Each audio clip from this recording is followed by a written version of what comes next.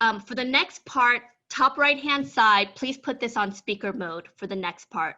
The topic for today is on why you need to bet on yourself. Thomas Oppong eloquently wrote, when you bet on yourself, you're choosing yourself. You're believing in your potential. You're believing in your dreams. And when you bet on yourself, you give yourself the chance to win big. You permit yourself to chase after your dreams. You may not always catch them, but at least you can take your boots off at the end of the day, knowing you gave it your best. So during these past 5 months, COVID-19 has forced us to question everything. What do I value? Is this a life I want to live? Does my job align with my values? What would my ideal life look like if I took a chance on myself and went after my dreams? Last month, we did a Let's Talk on career pivots. In it, I quoted Jim Rohn, if you don't design your own life plan, chances are you'll fall into someone else's plan. And guess what they have planned for you? Not much. I know we're talking about betting on ourselves in this conversation, and this tends to focus on believing in yourself. However, I want to focus on the hurdle you have to first overcome, and that's getting over fear. Taking a risk can be scary no matter what type of risk it is, and that fear alone can paralyze you before you even take your first step. You'll tell yourself crippling stories and make up all the excuses in the world to play it safe. Yet you know playing it safe will get you nothing but the status quo. So today I saw a post by author and executive coach Elise Mitchell about putting your inner critic quitting your inner critic and hearing your inner voice. I'm gonna pull up a slide real quick, even though I said no presentations. It's just gonna be one slide, I promise. And I think it's very helpful because when I saw it, it kind of like immediately resonated with me. In her blog, she says, day in and day out, countless thoughts and stories run through our heads. While these thoughts are normal, there's one particular voice that can sabotage even the most talented leader, the inner critic. This is a critical and sometimes relentless voice that says, you can't, you shouldn't, or you won't. To lead at your best, you must learn how to overcome the obstacle of the inner critic and how it holds you back. But first, you need to recognize the difference between the inner critic and the inner voice. And if you kind of look at the chart, the inner critic is a one that's critical, cautious, focuses on the negative. It's emotional and judgmental, repetitive and circular. And there's a definite purpose of this. The reason we have that inner critic is to protect ourselves. Your inner critic is entirely focused on helping you avoid potential threat and potential pain. This protection is an instinct driven by the limbic system. It's designed to scare you away from doing anything that could force you to face a fear. So this is fight and flight mode at its essence. As a result, you take fewer chances. But of course, you'll avoid some threats, but the trade-off is that you can potentially miss out on some really, really big wins. And so let's try to really practice on focusing on the inner voice, the voice that's supportive and encouraging, objective and open and forward-looking. This is kind of how we're going to kind of get to the next level. This is really how we're going to kind of focus on ourselves and betting on ourselves. So without further ado, let me stop the share real quick. And if you want to make sure you're on gallery mode, let me change mine real quick. So without further ado, I'd like to introduce the amazing Polina Mironova. Polina has written for the likes of USA, Fortune, CNN, Aussie, USA. She is now the founder and author of The Profile, which compiles the best long-form stories on successful people and companies.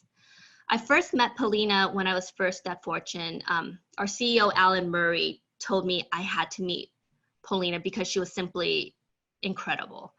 So I quickly scheduled a meeting with Polina in my office, and I quickly found out that Alan was absolutely right. She's everything that he described her as. The second thing I noticed was just how wicked smart she was. This was probably in March or so. 3 months later, as you know, March of this year, the pandemic happened. I actually got laid off and left Fortune. And I happened to run into an article that Paulina wrote and posted on LinkedIn. And it was entitled, "I Quit My Job at the Start of the Pandemic to Launch a Company." And here's what I learned in the first 90 days. And I'll tell you, I sent the link to you guys before this meeting. It was literally one of the most powerful things I've read, especially as an entrepreneur, because, when I had gotten laid off, like probably around April or so, I was scared out of my mind, scared shitless, right? Have 3 mortgages to pay, private school, all this, public school and all this other stuff. How am I going to pay the bills? And I ended up starting Community of 7 because I took a chance on myself. And when I read her article, it inspired me so much. She basically outlines the following. These are the key things that you need to do. Essentially, when you're betting on yourself. 1, you're going to underestimate yourself, do it anyway. You need to diversify your revenue, create inflection points, find creative ways to offer more value. Surround yourself with people you admire. Consistency is the best way to earn trust. Improve your content diet. Stand out by doing something original. Focus on something bigger than yourself. And this is probably one of the most powerful ones from this list for me personally. You are the most powerful when what you identify is tied to your own name. So, Paulina, you quit Fortune at the height of your career right before the pandemic hit. Tell us a little bit more about that journey and, how you were brave enough to kind of make that leap and that jump. And you just maybe want to unmute yourself, Paulina. Hi, everybody. Can you hear me? Okay, great. First of all, thank you for having me.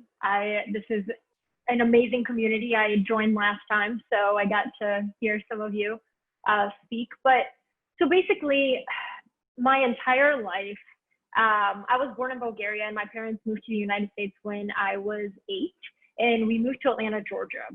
And it was really interesting because I grew up seeing my parents, work jobs so I could, they could provide for me and I could have a better future than they did and all this stuff. And when the first time I realized that I had like an identity crisis was when I graduated from the University of Georgia, and I graduated really cocky and with a really big ego. And I was like, I've interned at CNN, USA Today, Atlanta Parrot. I literally worked my way through college at all the right places because I wanted to be in journalism. And I graduated. I was the editor-in-chief of my college paper. And I was like, who wouldn't want to hire me? And I graduated and nobody wanted to hire me. So I was like, I cannot believe that it is this hard to get a full-time job in journalism. I'm like, what the hell? Professors told me you're going to do great, you're going to do this. And like, I had kind of like, I think a lot of you may identify with this, but when you're going through school, especially if you're very type A, very high achiever, very kind of like, I know exactly what to do to get to X, to be successful, etc.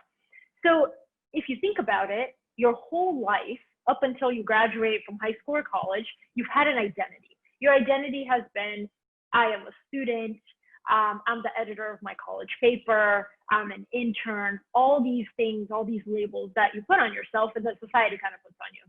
But the second you graduate, if you don't immediately get a job, you're like, wait, so what am I? Like you go to a party and somebody's like, so what do you do? And I'm like, I don't know.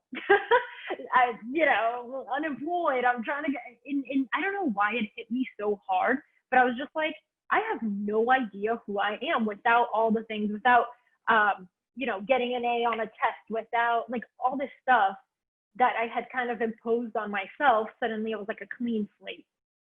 So I just wanted to save money because I was like, all right, well, I don't know what to do. So I moved. I was a cliche. I moved back home, literally on my mom's couch for about a year. But because I had interned at CNN and USA Today, I just reached out to my old bosses and I was like, hey guys, do you need any help? Like I'm willing to do whatever you need, basically. So they did need help. It was around the holidays. So a lot of them were going on vacation and whatever. And so CNN was in Atlanta and that's where I was living at the time. So I would go to CNN from 7 a.m. to 4 p.m. and kind of help them on the wire desk and writing features and things like that, but little things. And then I would drive home. And then from 6 to 11 p.m., I would get online and work remotely for USA Today, helping them with their user-generated content and community building and stuff like that. So I did that for about a year. I just saved a lot of money. And in the, like, while I was doing that, I was applying to jobs in New York because I was like, New York, that's where media is. Like, oh, I'm going to do, I was doing all the things that I thought you were supposed to do to be successful. Like, not because I wanted to, because I thought that was the path. And I just could not live like on my mom's couch, basically. So I so I ended up getting a job at a startup called Aussie Media. At the time, I didn't know what a startup was. To be honest, I had no idea. But I read one article about Aussie in Fortune magazine. I was like, they must be legit if they were in Fortune. So I got the job at Aussie. I moved to New York on literally $35,000 a year. More than half of my paycheck went just to rent. So I still have this planner where I wrote like, you have $103 to spend a week. How are you going to do it? So I'd be like, I bought some envelopes and that was $7. And I'd be like 103 minus 7. And that's how I kept track of my money week by week. And then it was just a long road. Basically, I was at Aussie, but I took the job because I could move to New York. Then they wanted to move me to DC. I was like, I literally only took this job to be in New York, but whatever. I moved to DC for a little bit. And then there I found the job at Fortune. And I went to Fortune for the last 5 years. That's where I've been. I started at Fortune as the social media audience engagement person. And then I love writing and I wanted to be a journalist and I wanted to report stories. So basically I kept asking like, hey, do you have any articles that I can write or anything I can cover? So slowly I started covering more and more. And then I became a tech reporter. And then I somehow ended up writing Term Sheet, which is Fortune's daily deal-making newsletter, which covers venture capital and startups and private equity, all these things I literally did not know anything about until a few years ago. But Google's great, so it helped me kind of learn about it. I did that newsletter every single day for the last 2 years. And earlier when you asked, are you a risk taker? I am the farthest you can get to a risk taker. Like, it's really interesting. I wonder if there's studies on this, but I feel like if your parents moved from another country, like the kids of those people don't want to take risks. They saw what their parents went through. They went through that as well. It's like, I want a stable job. I want a paycheck. Like, I do not want to take any risks. So I literally thought I would spend the rest of my life at Fortune. I was so loyal to Fortune. I had not interviewed a single time in those 5 years anywhere else. So I was like, this is it. This is my whatever. I love it here. And then in 2017, the layoffs were starting. There was a period of layoffs, very, very severe. And I saw a lot of my coworkers leave. And I still remember thinking, like, you're not immune. Why are you? Like, what makes you think that you won't get laid off or fired or whatever? So at the time, I was also, like, covering a beat that I wasn't that excited about. So I was like, what do I like to do? And what I liked to do was I like to read. And I like to read profiles on people. Like, that's all. It was as simple as that. And my friends and I had a group chat where we would send each other really interesting articles on people. Like, there was one on Justin Bieber that came out. I was like, did you see this? This was great. And we would talk about it. And it, like, the actual act of like talking about it and ideas and like, what do you think about this? I love that stuff. But I was not a senior writer at Fortune. I was not in a position to be writing profiles for the magazine. I wasn't that high up at the time. So I was like, why don't I just start a newsletter on the side? I knew a girl that had done it, and I was like, can't be that hard. Start a newsletter, and I'll just compile all the interesting profiles that I read, and then send it to my friends and family, and we can talk about them. And I went to Fortune because I had to ask for permission because it might be like a conflict of interest if I create something outside of Fortune. And they said, as long as you don't create original content, as long as you keep curating articles, you can do it. And I was like, great. Nobody thought that I would make it as big as it became. I didn't think that. Not, you know, it was just something fun that I did every Sunday. And I got to write for myself. Like I enjoyed it. That was the best thing I could have done in 2017 because my entire identity was wrapped around being a Fortune writer and editor. Like that sounded so amazing to me because I remembered the days where I was like, I don't know who I am. I don't know what I do. Suddenly I had this like really fancy title, and you go into a room, you say you're a reporter at Fortune magazine, people are immediately like, whoa, you write about business and you meet these CEOs.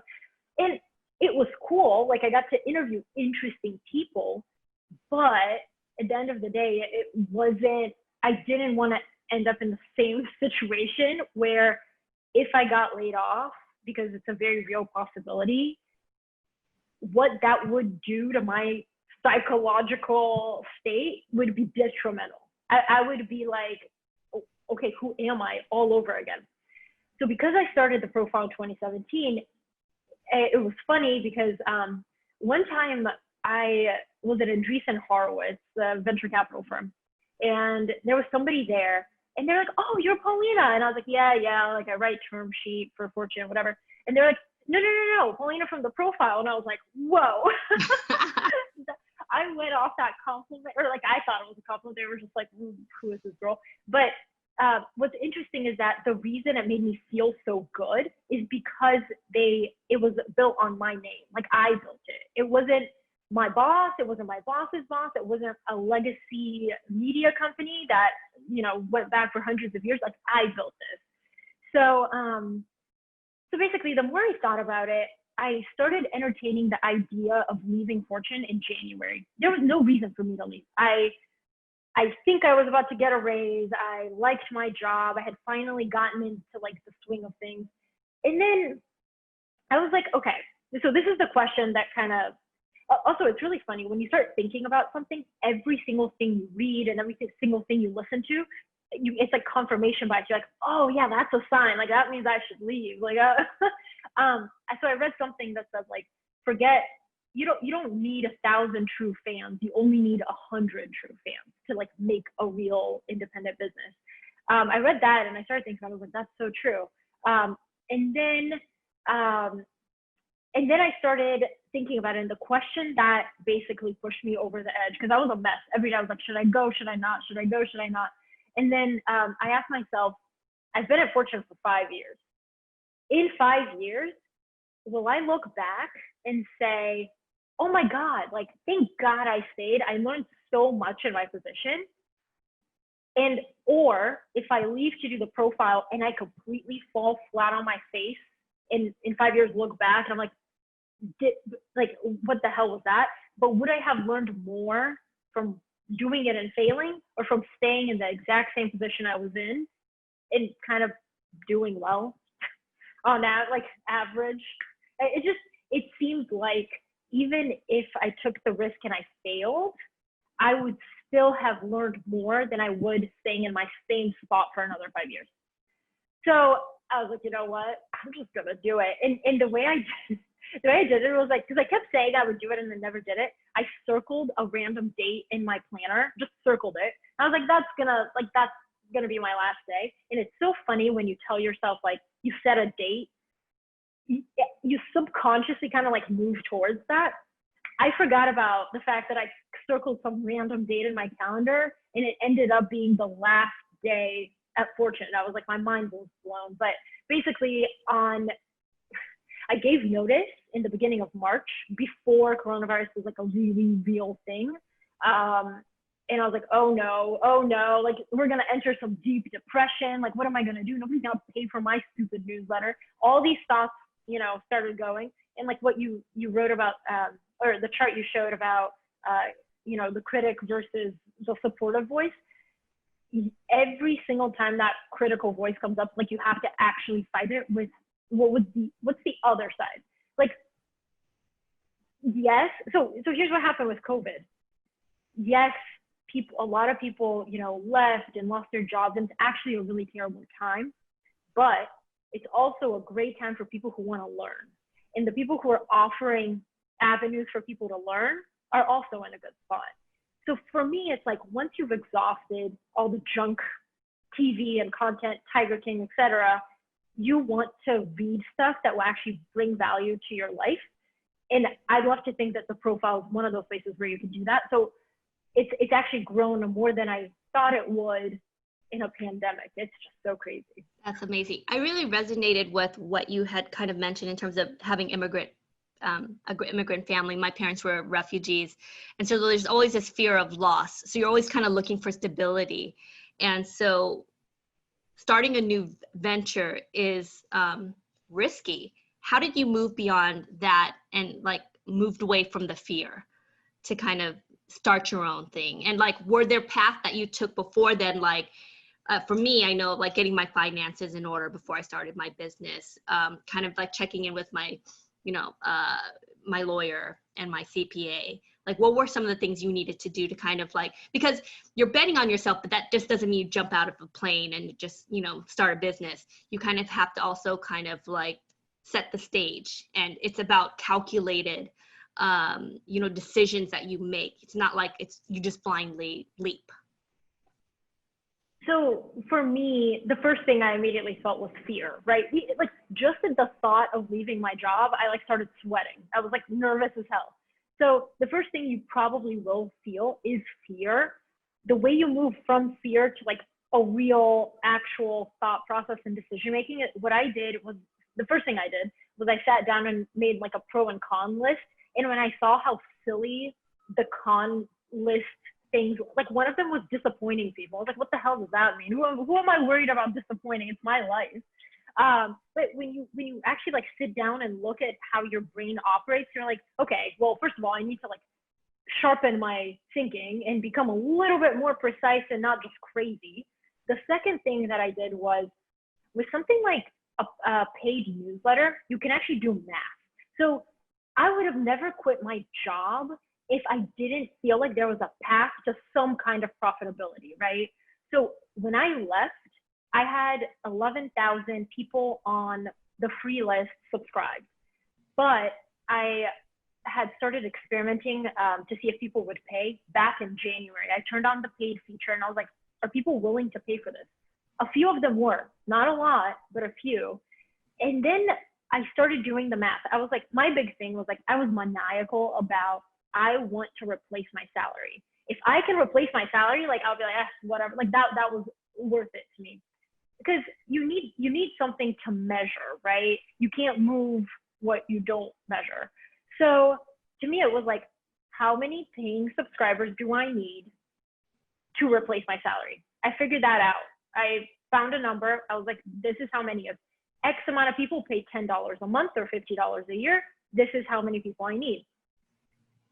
I did that math, and then I looked at my growth over the last 3 years, and I was like, the growth, it was going up and to the right, but it was flat. Like it was kind of flat and very slow. And I was like, I just don't know. But then you think about, okay, hold on. Because I have a full-time job at Fortune, I'm only working on this on weekends, on the evenings, and in the subway. Like I'm not actually putting all of myself into it. When literally the day that I left, the chart went like this, because I was spending 100% of my time on it. So yes, make a calculated like assumption of what you think will happen, but don't fail. Like make sure you take into account the fact that this is the only thing you're going to be working on, and you're not going to have other distractions. Wow. Thanks so much, Paulina. That was so inspiring. If you guys haven't done so yet, Paulina, in the chat room, can you put the link? Because it's only $50, I believe. I subscribed and it was like the best $50 I've ever spent. But she has literally some of the best profiles. I mean, they're so well written and they're so inspiring as well. It's almost kind of little business case studies in each one. So subscribe. It's literally just $50 and it will change your life. Thank you so much. To the free version. Yeah. Yeah, there's also a free version, but do the paid version. Thank you.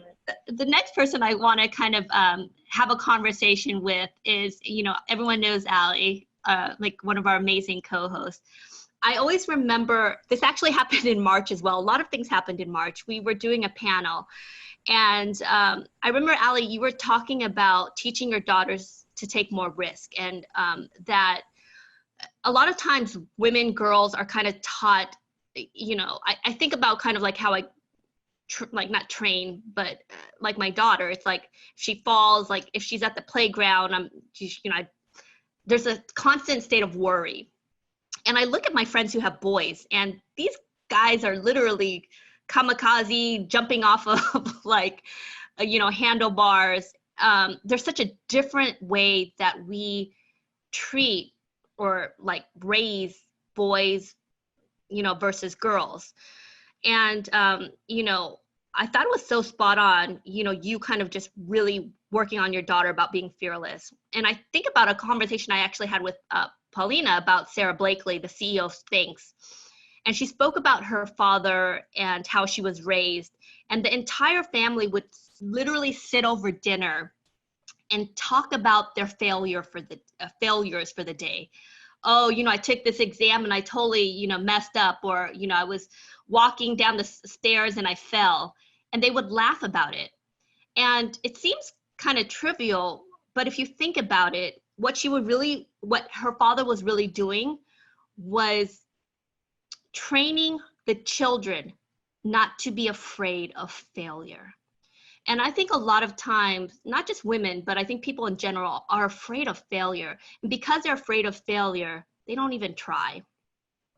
So, you know, I think because of this experience, Sarah Blakely is one of the richest women in the world because she got rid of her notion of perfection and fear of failure. And Allie, when I think of confidence, I think of you. I mean, serious, you know, you've recently had some challenges, and I think there's a lot of people on this phone who can empathize. There's been mass layoffs. I get calls every day from people who are kind of just looking for their next opportunity. Allie, you know, I've had conversations with you. You're probably one of the most amazing women I've met. You know, you recently had some challenges, but you quickly overcame them and you pivoted. And you bought a beautiful house as well, did all of these things. I'd like to kind of maybe hear from you about like how you've kind of like instilled this confidence in yourself. Have you been able to pivot? Have you been able to really bet on yourself during these kind of interesting times? Yeah, thank you, Lynn. You are too kind. You're gonna make me cry with like just like words in general. And Paulina, that was fantastic. I loved hearing that story. My daughter will probably join us at some point. She was here for part of that. My son's running around. But back to that panel, that was March, the second to last day. I think I was in the office at GA before we were forced to pretty much all work remotely during COVID. And it was a book, if you remember, Brave, Not Perfect. And I think I worked really hard to make sure that both kids, my son Jake is 6 and Sophia is 3, are taking risks.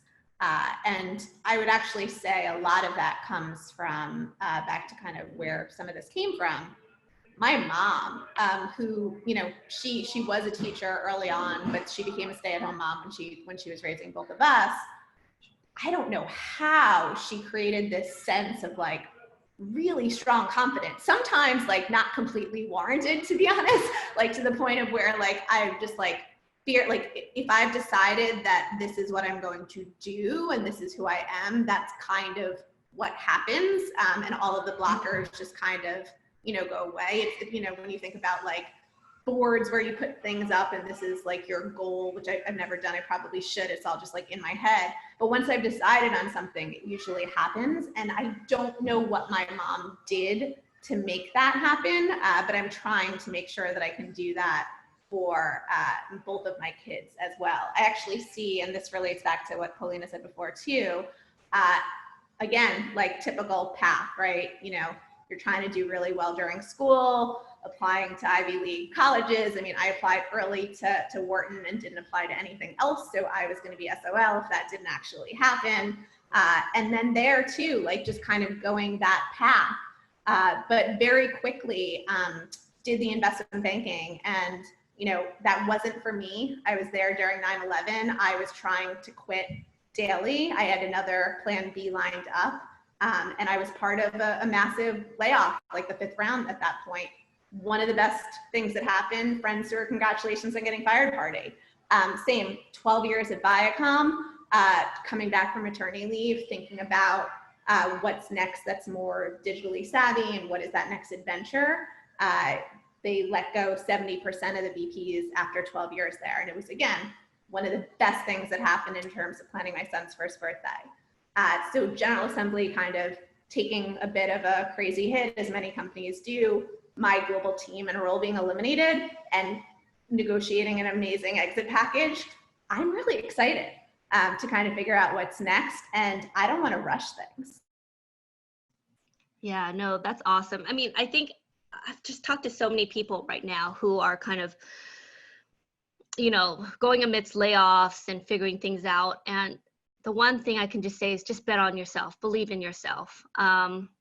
You know, the same thing happened with me. You know, Allie knows this. I got laid off in April, and it was the best thing to ever happen to me. Because I think sometimes with like Paulina, you make a conscious effort to kind of, you know, circle that date in the calendar. For some, it's forced upon you, but then it makes you realize, I want to move towards my passion. And I'm hoping those on this call, and we're going to do a breakout group soon, to kind of just talk about, you know, what's a one thing you would do differently if you had no fear or doubt? Is it to start a newsletter? Is it to now pivot and become a chief growth officer? Is it to, you know, take time off and be you know, a stay-at-home mom or dad, right? What's the one thing you would do differently if you had no fear or doubt? And what does your inner critic say to you that prevents you from realizing this dream? So we're going to break out into groups. I want you to introduce yourself, your name, your company, or your previous role and what you're looking for. And please note, these conversations are private. We're not videotaping that. What stays in the room stays in, what's said in the room stays in the room. And I will put you guys in groups of 5. I will see you on the other side. Alexa, we didn't get to talk. I was just saying that I hit the exit button because I was trying to send you all a message with the Sunday dinner information, which I'm gonna I'm gonna send it just in the public chat right now. Well, we didn't get to have your share about what would you do different. So maybe you'll have to do it in front of you'll have to do it in front of everyone. Maybe another time. Okay, all right. I was putting you on the hot seat. So it looks like you guys had a good conversation. Yes, we did. So like maybe before people come back in, why don't you tell us like any good conversations, or anyone want to kind of share, you know, one of the conversations that you guys had in your breakout groups? Sure. We had a really great group. Unfortunately, there were like 2 that got the short straw because there's never enough time. Sometimes even introductions just like take up the whole time. Yeah, I think we traded introductions, and then we traded like kind of like trade secrets about like what we've been up to. Alexa, you've been so great about like, you know, sharing ideas about meetings and enrichment stuff that we've all been doing. We laughed about like a couple of us are out of work, and then a couple of us do have jobs. So, and then we did our assignment kind of, sort of.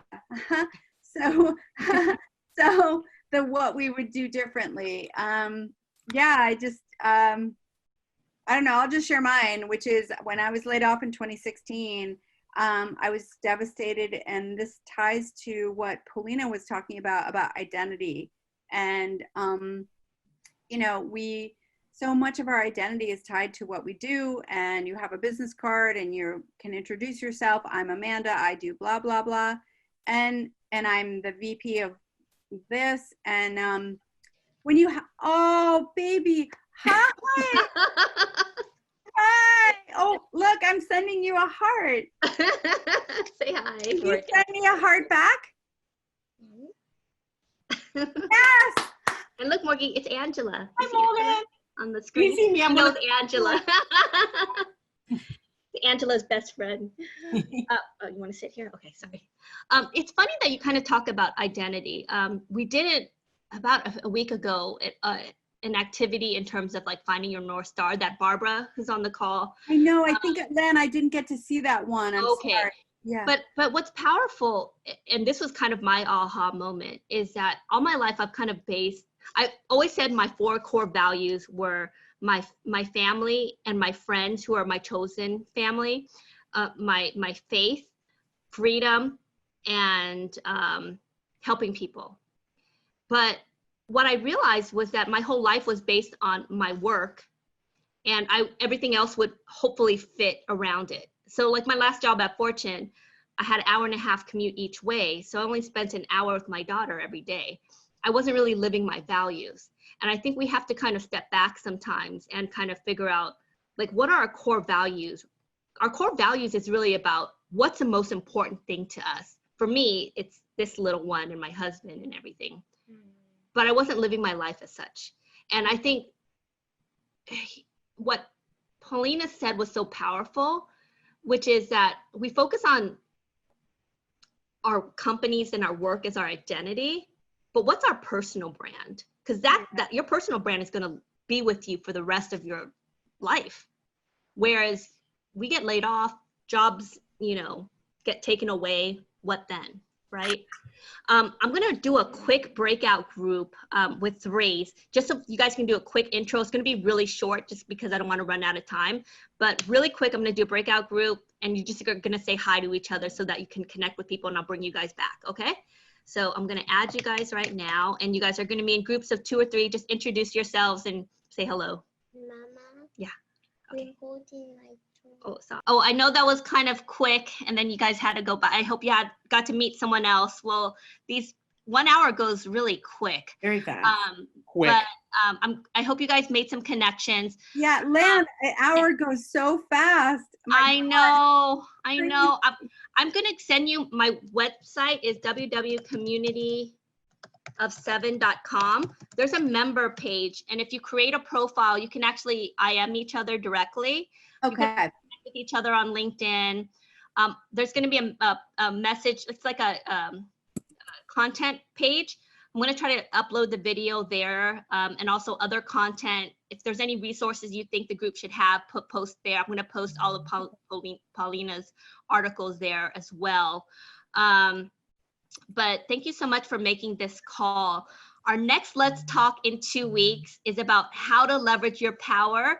Our special guest is amazing, talented, beautiful, and brilliant Adrienne Wallace. Are you there, Adrienne? I am here. I am so excited. I'll send you the check for those compliments round about Saturday. I am so excited for that one because when you think of power, you think of Adrienne Wallace. So as I mentioned, I'll be posting content for the Community of 7 page in about 24 hours or so. You guys can connect with each other on the member page or LinkedIn. Thank you so much for you guys making this call. I hope you had some great learnings. Thank you, Paulina. Thank you, Ali, for being the hostess with the mostest. And I guess I'll see you guys on the next call. If there's anything I can help you with, let me know. Reach out to me on LinkedIn. Thanks. Thank you, Take Lynn. care. Paula. Thanks, Later. Lynn. Bye. If anyone wants to Oh, stay nice and to talk, meet you. you can stay and talk to Q&A with Morgan. Oh, God. Oh, I'll talk to Morgan. Morgan, can you Okay. come swimming? Morgan, do you want to do a Q&A? Do you want to show them what you're creating? Oh, I love that. I love that game. I love it. Morgan, how old are you? 5. 5. Do you want to show them? So when I first got laid off from Fortune, I literally cried every day for like 5 days. And Morgan was like, stop crying, Mom. No, Mommy. Do you want to show them the 5? Can you show them the 5 You things? do it. Okay. So she basically gave me this breathing exercise, and I did it in one of the first Let's Talk. And you basically put your 5 fingers out and you breathe. So breathe in, breathe out, breathe in, Yeah. breathe out. And literally she taught me the 5-finger breathing method whenever I look stressed. Right? Sometimes Morgan. I think that Mommy's crying, Morgan, you're so, but she's actually not. Morgan, you're so smart. Where did you learn that? Because that's a cool, At cool- my school. At your school? What else did you learn? the cool thing to teach your mom. We did more breaths. There's what other breaths are there? There's more breath. The bunny breath. The bunny, what's a bunny breath? Show them the bunny breath. I like the bunny breath. You always laugh. Okay, at do the me. bunny breath.